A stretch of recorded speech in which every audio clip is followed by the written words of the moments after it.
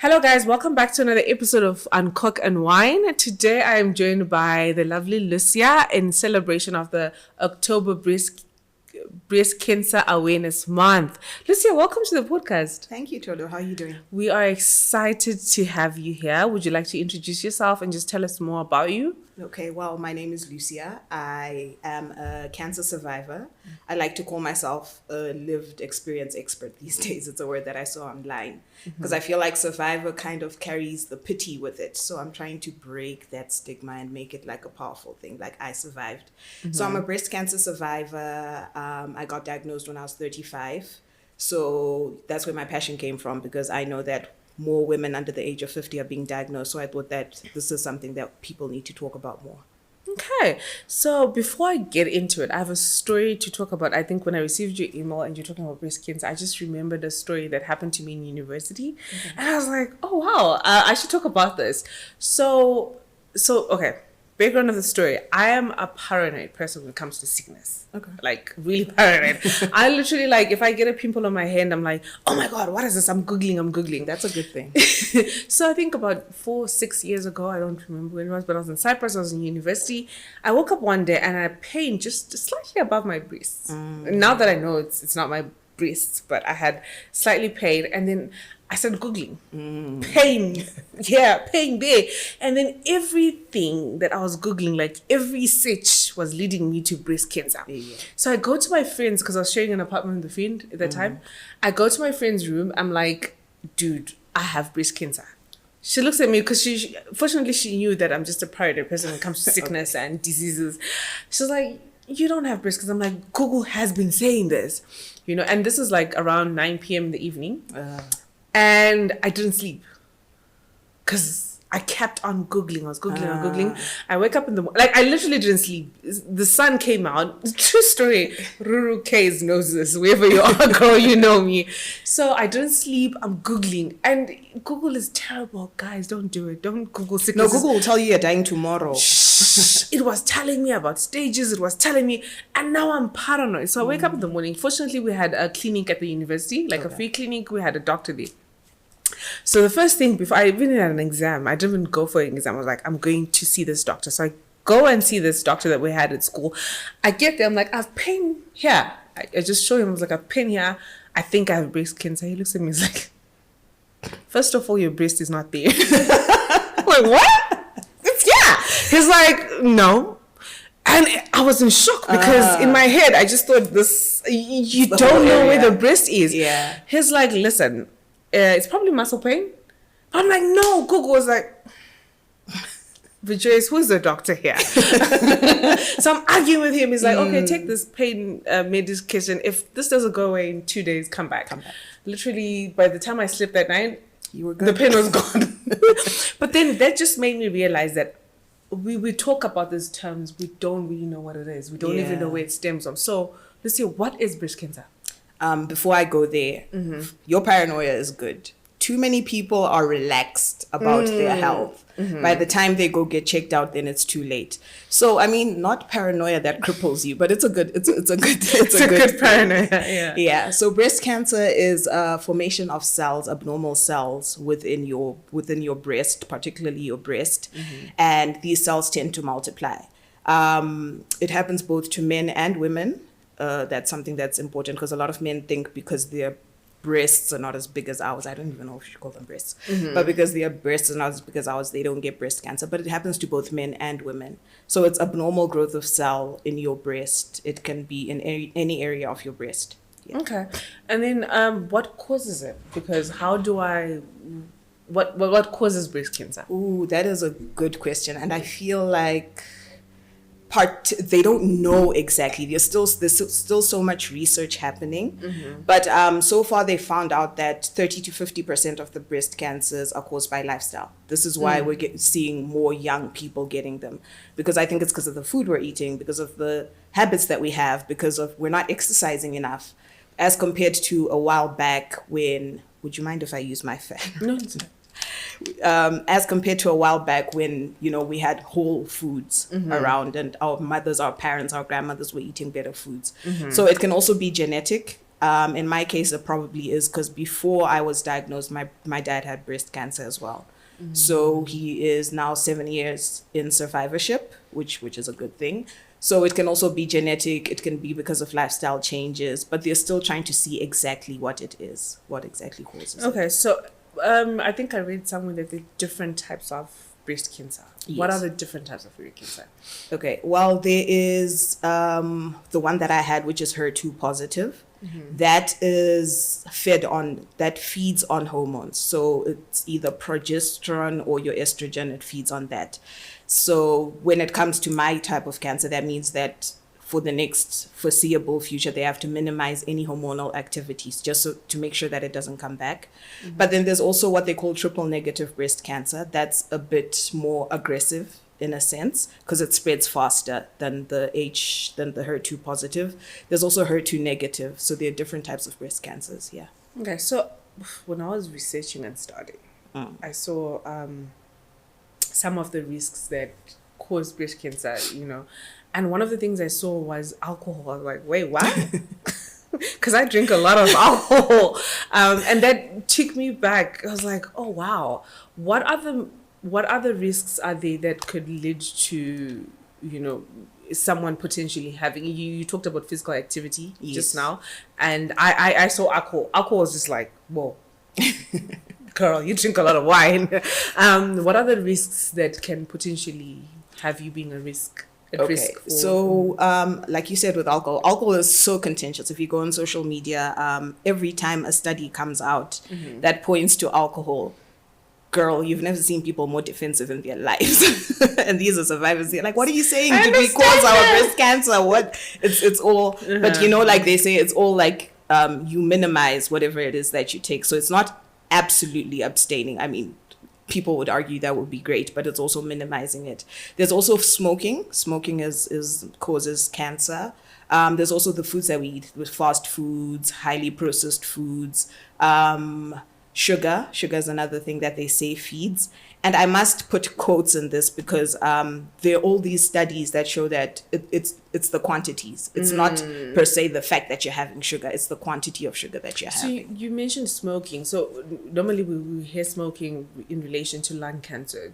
So you're saying it also has effect on? Breast cancer, yes. There have been studies that show that women who smoke, drink, and inactivity have higher chances of getting breast cancer. Okay, and then you also mentioned that, unfortunately, sorry about that your father had breast cancer. Yeah. In relation to the risks that you've talked about, hormones, alcohol, smoking, is there a difference in relation to men and women having breast cancer in terms of the risks? The risks. I think it's all the same, almost all the same, because I think, if I'm not mistaken, there should be 3 types of cancers that are hormone driven, which is your prostate cancer, your breast cancer, and then usually that also goes into the colon cancer. It sometimes develops into colon cancer as well. So I think it's almost the same thing, because with men it's less of the hormones and more of the alcohol, more of the inactivity, more of the smoking that can trigger that. And then the genes obviously might come into play and then make it more effective. If I can say effective. And what about, because I think I was watching Shameless, and I just remembered this just now. I was watching Shameless, and then there was it's a series. There was this girl that was talking about her mother having breast cancer, and she was talking about pregnancy being able to reduce or increase the risks of having breast cancer. How does pregnancy come into all this?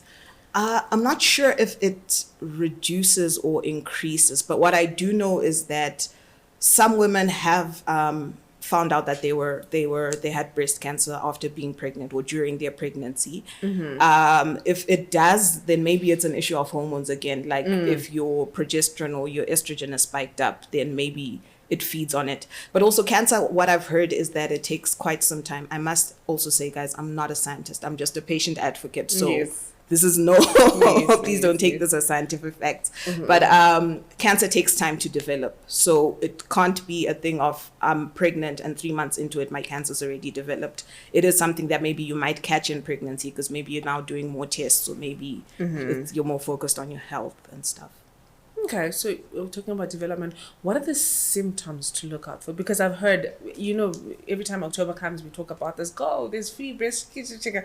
I've heard about the 4 fingers on your. Yes. I've tried to do it, but I'm like, is it really? Because sometimes, to be honest, to be fair, Yeah. there are lumps in the boobs, and I'm confused. I'm like, is this a lump or is this normal? And I'm like, okay, I've had this. What are some of the symptoms that come with breast cancer?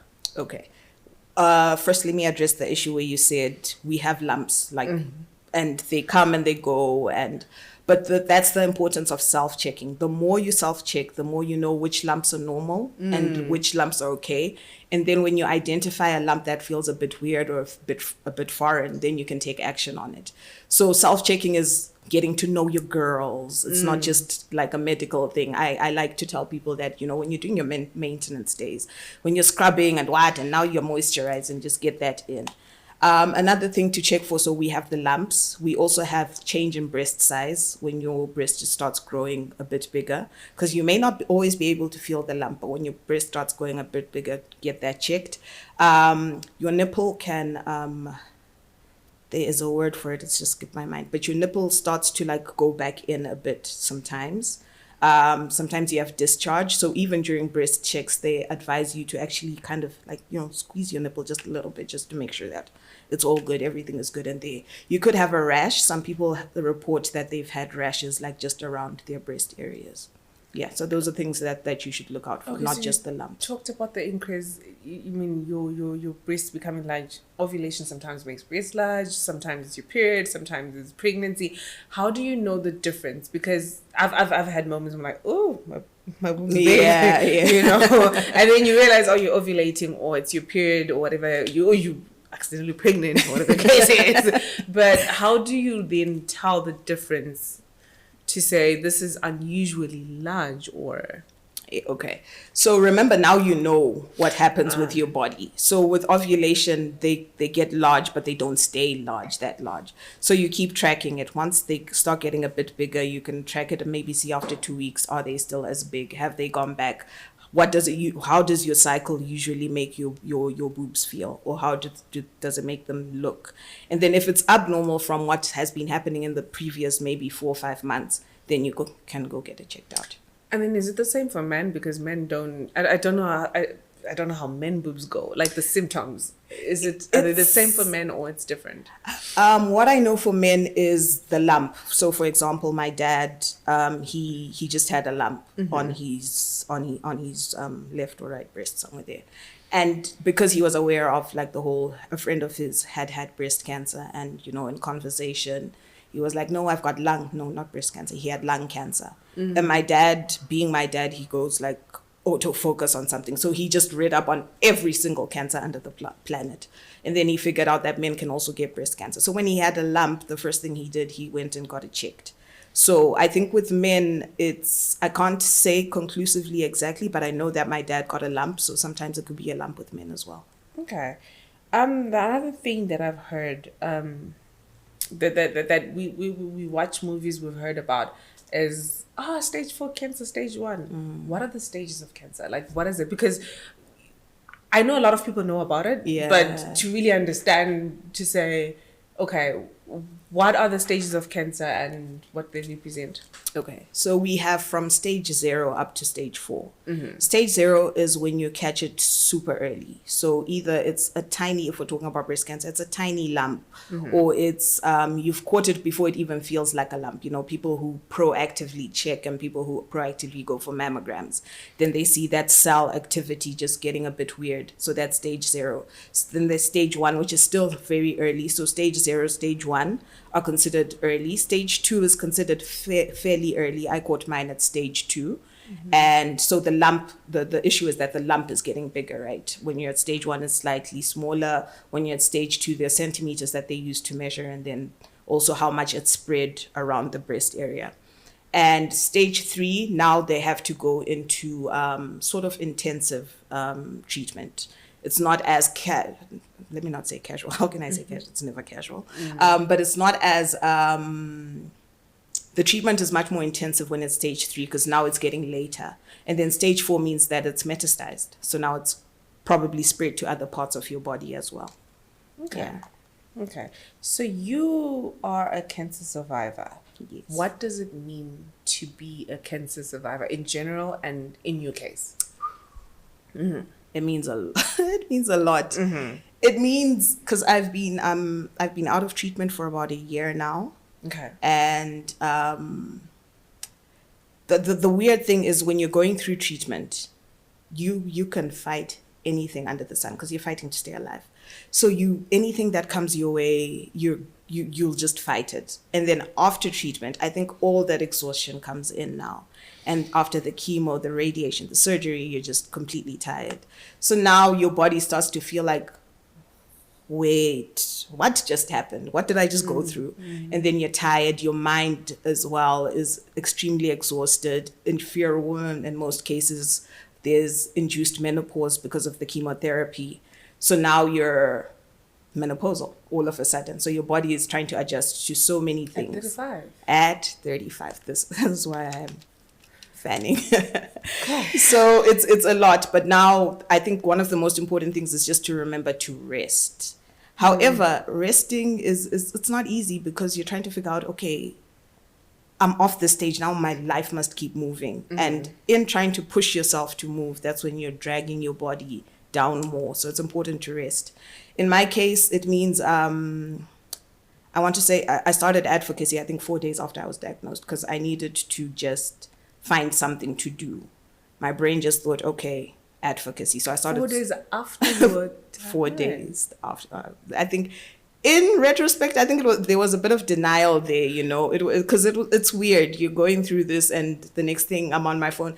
Hi guys, so I've decided to speak out. It was crazy. When and how did you find out? Okay, what pushed you to go and get checked? What was that like for you to say, okay, something must be wrong, not wrong with me, but something must be happening with my body? When was that, and how did that happen? What was the whole scenario to that? Okay, so I've always known about self-checks. So Okay. I regularly self-checked, but being human, I think it had been like 6 months or so since I'd last self-checked. And one day I was just lying down and I was like, when was the last time I self-checked? And then I decided to do my check. And then I felt a lump. Me being me, because I always feel like I'm dramatic about everything. So I kind of just thought, okay, I'll check it again in a week and see if it's still there. Guys, don't do that. If you feel something, go see a doctor. And then I forgot to check again in a week. And then I checked it like a month later, and now it felt like there were 2 lumps. So I was a bit terrified. And then I went to see my doctor. My doctor checked, and he was like, look, I don't feel anything, but you know your body, so please go and get a sauna done. I went and got my sauna done, which led to getting a mammograph. Sorry, what is a sauna? Oh, sorry. So like how do I explain a sauna? Toto. We don't know. Okay, so it's like you know how they put the gel for your stomach, like a pregnancy sauna Ultrasound thing, Yeah, yeah. like an ultrasound. Exactly. Thank you. So it's now like for your breast. They're now okay. checking to see, is everything okay in your breast? What does it look like inside? And then from there they caught 3 lumps, and then I went to get my mammograph done. But unfortunately, and here's the catch, because people always push for mammographs, but if you're under 40 and you haven't breastfed, then it won't be able to catch anything. Mine was perfect. But the lady... Sorry, what is a mammograph? Just for Okay, people. yes. Yeah. Okay, so a mammograph is a test that is done like on your breast. They like check it, because the sauna just sees like What's activity inside. from like a distance. A mammograph is more detailed. So this is why they advise for frequent mammograph checks. And then the mammograph sees a more detailed picture to see, okay, if there is a cell or an abnormal growth in there, what is happening inside the breast. So it's like a detailed kind of thing, more than a sauna. But with me, they didn't see anything. So the lady then, because she's knowledgeable, thank you, lady, she insisted I do a sauna again, but her sauna was more detailed than the one that I had done before. So, okay, you're saying for mammograph, if you have not had children, like me, 34, no children, chances are they might not detect Very anything. high chances, yeah. Okay. Yeah. So if you're below 40 and you haven't had kids, I think if you're above 40, even if you haven't had children, maybe there are chances that they could see something. Okay. But if you've had children, then they'll definitely, it might be a conclusive thing.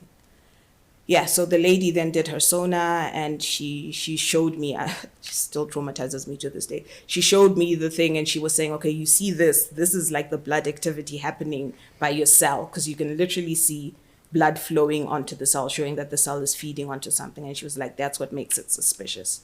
So I went for the sonar, and then I went for my biopsy, got my results, and then I started treatment. What was your reaction in finding out? Because, you know, like I told you, my paranoia, when I just imagined the thought of, with what we know about cancer and what we've seen in movies, because most of us know about cancer because of movies, not, you know, what was your reaction at finding out that you have breast cancer? I cried at first. Up to now, I don't even know why I cried. The doctor who told me was just shook. She was there like, do you have anyone there for you? And I'd left my husband just outside the door. But I cried at first, but then I don't know. I have a thing that I do that I numb things out.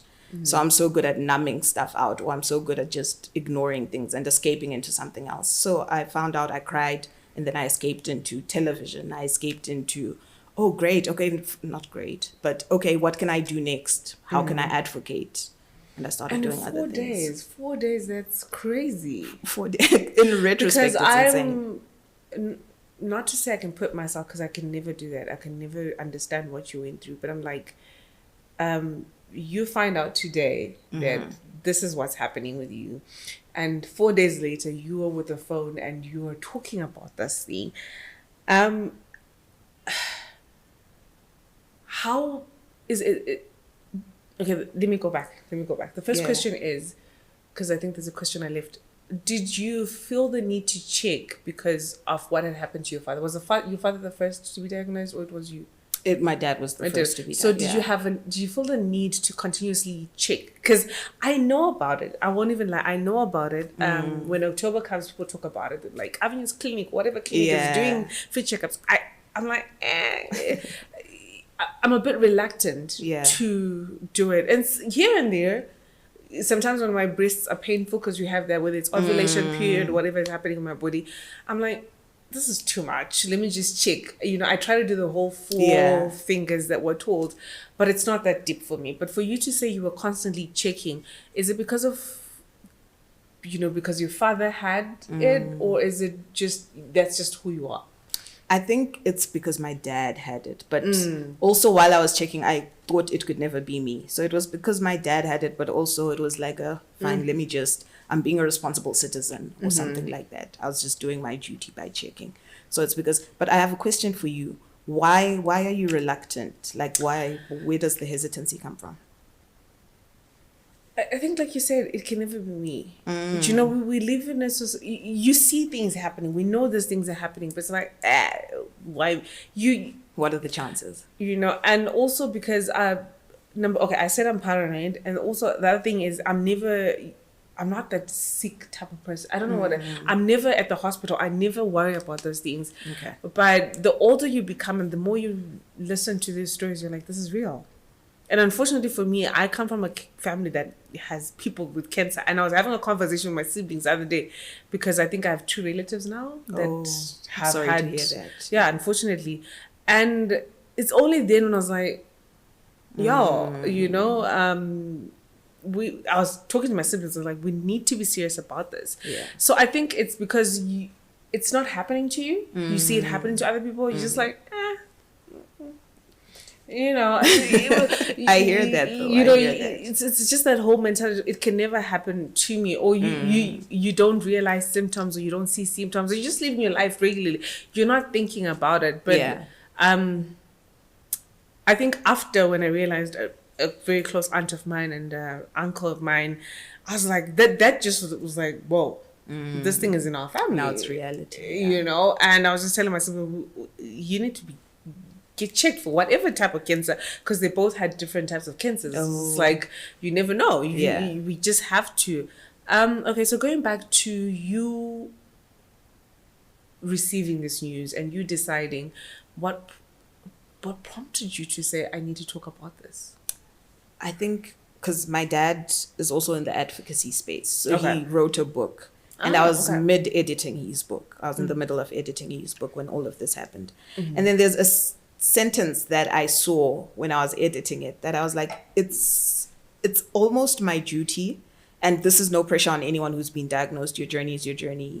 Do you the best way you can do. You just try to survive. But my dad wrote that something to the effect of that there are certain things that thrive in secrecy. And, you know, like being African as we are so big on no one must know what's happening. Chichi, it's hush hush. So I realized that if my dad could be proud, as old as he is, and from that generation could be brave enough to do this, I can do it too. And also, I just love talking. So therapy plus advocacy, it worked. You say therapy, what? No, like it was therapeutic, it was talking therapy about for it. you. Yeah. Okay. Okay. And how important was your support system during this time? Because Yeah. I can't even imagine what would happen to me if I woke up and I'm told. Again, I think also because of the media, how cancer is advertised to us. Yes. What we see in the movies, what we see, because that's the only, you know, I think that's mostly, if I'm to ask like random Zimbabwean how they know about cancer, it's like, I saw it in a movie. Yeah, you know, true, most true. people that don't have a relative or they don't have someone close to them, they really don't understand or they really don't know what it is. So we see these, I've seen a lot of movies where somebody has, and we see the drastic changes or what happens in their life. So, like I said, I can't even imagine how that process could be. Yeah. How important was your support system and how did they show up for you? Support system was everything. Everything. I don't know how to explain it, but I always hesitate to have people show up for me because I feel like I don't want to bother people. I can soldier through. But firstly, it was my husband. He just held my hand throughout. He didn't miss one doctor's appointment. He didn't miss one treatment session. He was there from the get-go. He also was like my barrier between, because, you know, after chemotherapy, you get really weak and you just don't want to you can't do anything. So he would tell people who want to visit, you know, people mean well and they want to visit, but sometimes the timing is off. So he'll tell them, okay, no, give her 5 days after chemo and then you guys can start coming through. He'll sort of like screen visitors for me, which was great. My siblings as well, they showed up. What amazed me the most is these 2 ladies from my church. You know, when you don't expect people to show up, when you don't ask them, when they don't call and say, let me know, and they just literally knock on the door. The first time they came, I was like, oh, I don't feel like seeing people. But then after they left, I felt so much lighter. And then they made me like, they carried me through every 2 weeks, every stage. I'm done with chemo now. Now it's time for radiation. Now it's time for surgery. They carried me through. So I had quite a great support system through my church. I had like a pastor of mine would just bulk make food, like make food packs for me and stuff. It was amazing the way people showed up for me. You speak of chemo. I've had this a lot. What is chemo? Because I feel like a lot of people know the word, But chemotherapy don't know, yeah. don't understand it. We just know that there's chemo and they will say, I've lost hair because of chemo. What is it? What happens during chemo? So chemo is like an IV that they put in your veins, and the aim is to kill the cancer aggressively because the cells are also aggressive. So when they put it in your veins, unfortunately, the chemo can't just go directly to the cancer. It's going to course through your body, and as aggressive as it is, it affects your health generally. So there are different types of chemos. One of the most common one is called Red Devil, and you get that the first 4 sessions, and that is, they call it Red Devil for a reason, because that's the one that will almost take you out. Sorry, so this chemo, is it not different in terms of stages, or it's just the same from stage 0 to 4? It's the same, but it's now how many sessions do you have? I had 8 sessions. Okay. So probably for some more people, for other people who are on stage 3 or stage 4, it will be like 18 or 16 sessions. So they just increase the number of sessions that you get. And you get it every 3 weeks. So when it starts wearing off, the next day, the minute you feel good during treatment, you know, the next day you're in trouble because you have to go back again. So the minute it starts wearing off, when you start feeling like yourself again, the next day you're back in treatment. So let's talk about your own treatment. You said you discovered you were diagnosed at stage 2. Yes, stage 2.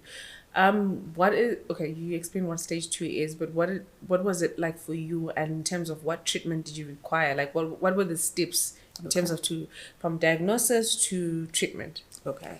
So after I was diagnosed, they also didn't take time. Like I think 6 days after being told I have cancer, I was already starting my chemo because they tried to make sure that they are getting it like on time.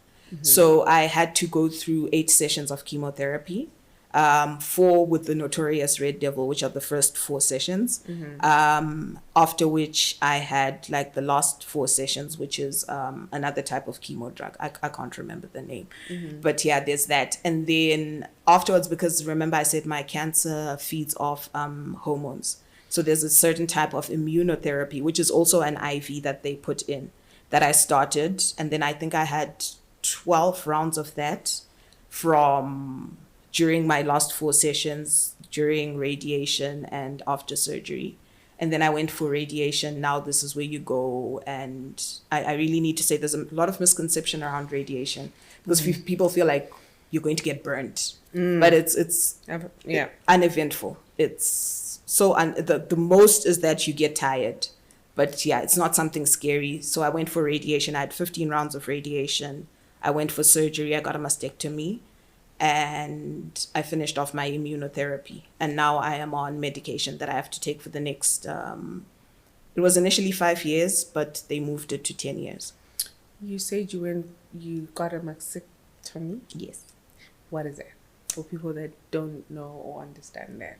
Okay, so a mastectomy is when they remove like your breast. There is the options either when they catch it at stage 0, stage 1, they can do a lumpectomy. Don't sue me, guys. Where they just remove the lump and then they preserve your breast. But when it's now at a higher stage, they want to make sure that they've gotten it all. Stage 2 and some people at stage 2 don't get mastectomies, but because it was genetic and stuff, we just felt like a mastectomy would be better. So I got a mastectomy, which is the removal of your breast and of your lymph nodes, which are under like your armpit. Okay, and what is life after treatment like? After the chemo, the mastectomy, Lucia, how are you? What happens to you after that? After that, I think I went into a deep depression. Soon after treatment, I went into a crazy depression, and someone said you have to learn how to manage your emotions again. You have to learn how to be a person again.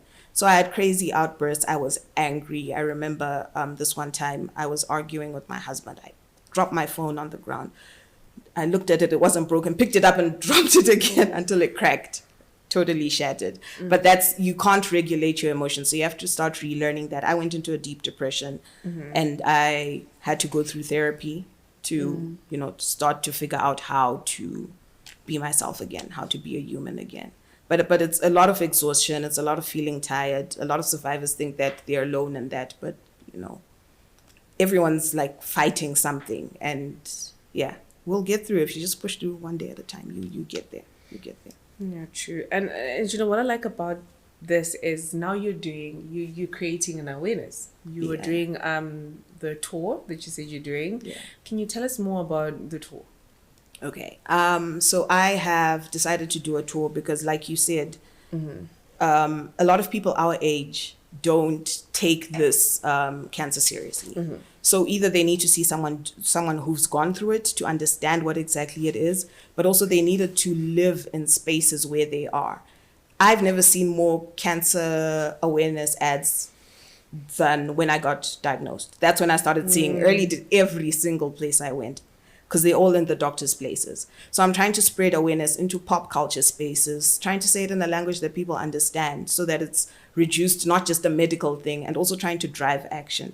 So I'm going into pop culture spaces, that's radio, TV, podcasts, and doing a few events. I've got an event in Bulawayo on the 9th of October as well. Yeah. Okay. And, just take you back. If I wanted to be screened, because obviously I know I'm a woman, I'm 34, I've heard of the 4 fingers. If I wanted to go and get checked, where can I go and get checked? Like, what's the procedure? Do I just go to a doctor? Because sometimes it's like, You know how we are as Yeah, Africans. We're reluctant to do these things. Where can I go and how much does it cost? Because that's another thing. You know, it's the like cost element. Yes. the moment you think about medication, you think about the hospital, you're thinking money, you're thinking time. How long does it take? Do I need money? What is the process? Okay, so for screening, I think there are two places that I know of. There's the Well Woman, I think. It's a Well Woman clinic. They will assist you. I'm not too sure how much that costs. But for a more cost-effective process, if you want something that's more cost-effective, you can go to the Cancer Association of Zimbabwe. Okay. They will help you with where you can go and get screened. They will help you with what steps to take next. They'll even get you like into a support group so that you have someone to walk with you throughout your journey. So the Cancer Association of Zimbabwe is always a good stop whenever you want to find out anything cancer related. And how long, like after how long should I get screened? Like, okay, so your self checks, we want you to do them monthly. But okay, let's say you skip a month, you're human, that's fine, but try and do them as often as possible. But getting checked, try do that yearly. Like when you go for your pap smear, I know pap smear is 3 years, but when you go for your pap smear, also get checked. Especially if you're over 40, they say every 3 to 5 years, get a mammogram. okay. And then what advice would you give to people that have just been recently diagnosed that just don't know what to do? It's hard. It's incredibly hard, but it gets better. So stay on course with treatment. I almost fell off when I was on my 3rd treatment. I remember I walked out of the doctor's office. I was like, I'm done with this. You guys are trying to kill me. But then I was told to go see a therapist. I saw someone. So talk to someone about it. It's hard, but it gets better. You lose your hair, but your hair regrows. Your nails get funny, but also that gets better. So it gets better. Okay, Just hang cool. in there. Yeah. And what is it that you would wish people, because again, like I said in the beginning of this episode, it was I didn't know a lot about cancer. What is it that you would wish people to know and understand about breast cancer, about cancer in general? People that just don't have an understanding. What would you wish that people know or understand about cancer, and especially breast cancer? Okay. I think the first thing I would wish people knew is that prevention is always the first stop. And then because life is life and, you know, there's so much that happens, early detection will literally save your life. If you get your constant checks done, if you get your constant screening done and you detect it early, you have a higher chance of survival. You have a higher chance of choosing which treatments to do and not to do. I was watching a podcast where someone caught it at stage 0 and they didn't have to go through chemotherapy. So that could be you. So early detection, try and make sure that you are always checking your body. Always make sure that you're ahead of your health. Awesome. Oh my God. Thank you so much, Lucia. Like, I feel like I've learned a lot today. But before we end this episode, I just want to talk about your tour again. Are you part of an organization? How are you doing this tour? Okay, I was rolling solo, Okay. but now I'm part of because I'm a patient advocate with a Dutch organization called Inspire to Live.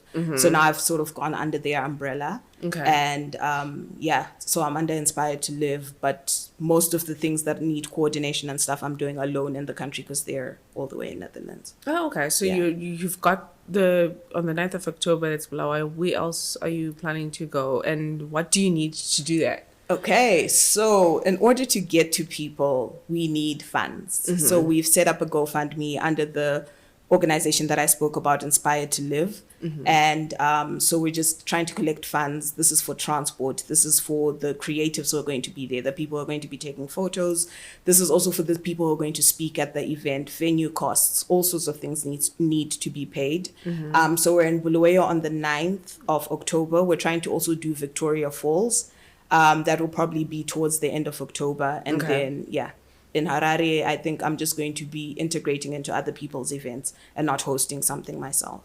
Oh, okay, awesome. So, guys, we're going to put a link to the GoFundMe page. I'm definitely interested about this because, like, again, I come from a family that has cancer survivors. It's something I'll talk about again at some point in time when I'm ready on the podcast. But I come from a family that has cancer survivors, and a lot of times we take these things for granted. True. So if you would like to support Lucia and the work that she's doing, just like we've learned here, and you'd like other people to know and learn about the work she's doing and just generally about breast cancer, because again, like she said, prevention is better than cure. Yes. We're gonna put a link. We're gonna put a link on our social media platforms. We're gonna put a link on YouTube where you can just help her make this aware. Lucia, thank you so much for coming. Thank you for having me, Toro. I feel like I've learned a lot, and I feel like everyone here literally, I feel like this was more of an educational podcast. We learned a lot. There's so many things that I now know that I didn't know before meeting you, and we're so grateful for having you here.